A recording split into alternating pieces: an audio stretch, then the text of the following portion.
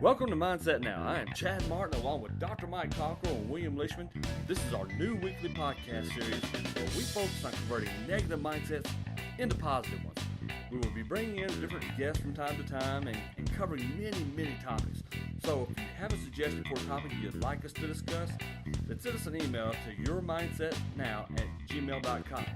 All right, and we're back from commercial break. We're back with Dr. Mike Cockrell and William Leishman, and I tell you what, the law of attraction is so much good information, but there's so much more to it than what you think and what you know. And we're going to talk a little bit about that. We're about to get into the conscious versus the subconscious thinking. So Mike, let's talk a little bit about that. Yeah, you're right. We've got hours of stuff we could talk about on the law of attraction and just still be skimming the surface.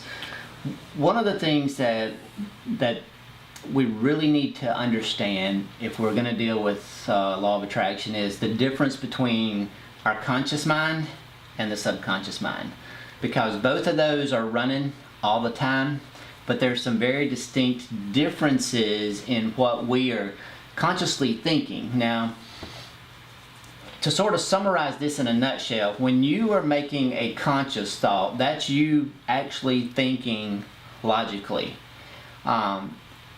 Which is not a bad thing, but it's a very minor thing compared to what's really going on in the background.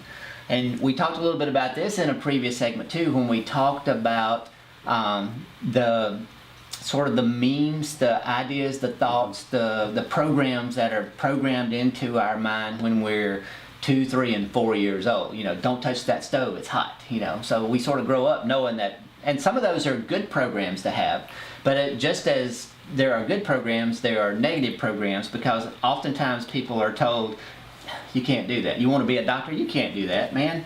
We don't have no money, you can't go to school, you know, and that gets sort of programmed in. And so what happens subconsciously is that program is running in the background sometimes your entire life, because once the program is set, it's going to actually run until you learn some techniques to consciously remove it.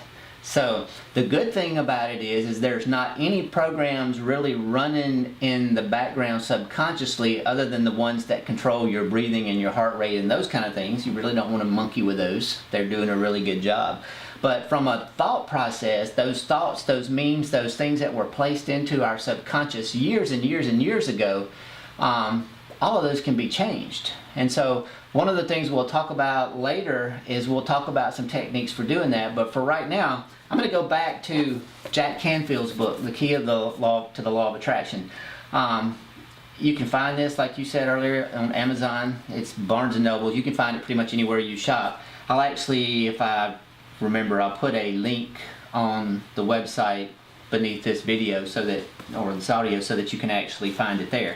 But one of the things that he has a nice little chart in here that I'm just going to sort of reference as we go through this regarding the subconscious mind and the unconscious mind, or the conscious mind and the subconscious mind. The conscious mind, the part of us that we are thinking with right now, that we're talking with, that we're sharing with, that we're logically thinking with, has limited processing capacity. The subconscious part that runs in the background has a very expanded processing capacity.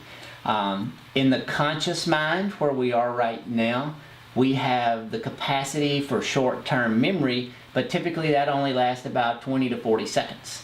If it doesn't get processed into the subconscious mind and converted into a long-term memory, it's gone. The conscious mind, our daily operating system that we're consciously thinking about, has the ability to manage about 1 to 3 events at a time.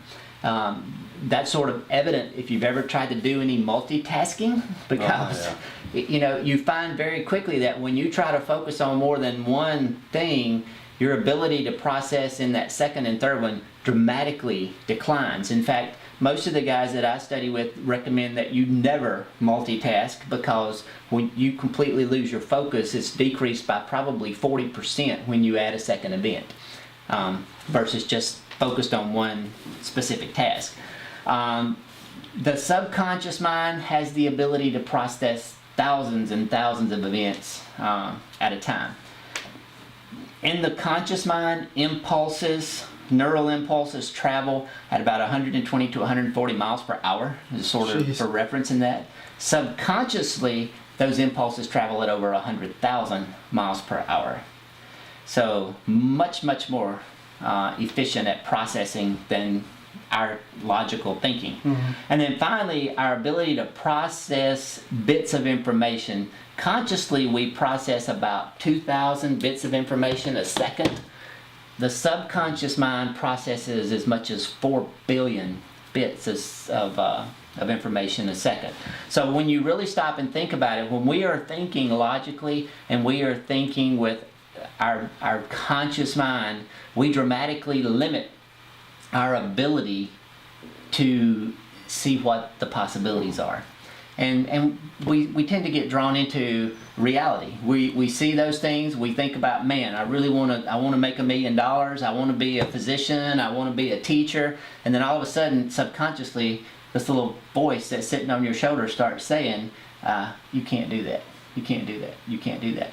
And those thoughts are basically coming from the means that were embedded within us by some mostly well-meaning adult in our childhood that was trying to keep from having us hurt our feelings.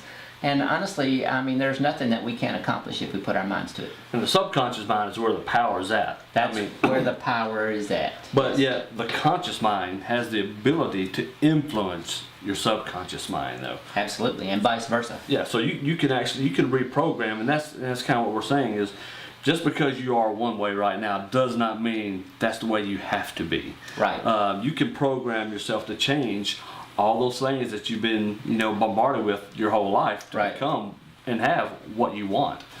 So guys and gals, we're about to take another break. But when we come back, we're going to kind of give you a few pointers on just a few things to kind of set you on the right track for the law of attraction. And again, if you haven't picked up Jack Canfield's book, highly recommend it. It's an amazing read, and it's not a long read. What you're going to find out is, man, you just want to read more and find out more about this. So Right. stay tuned. We'll be back in just a moment.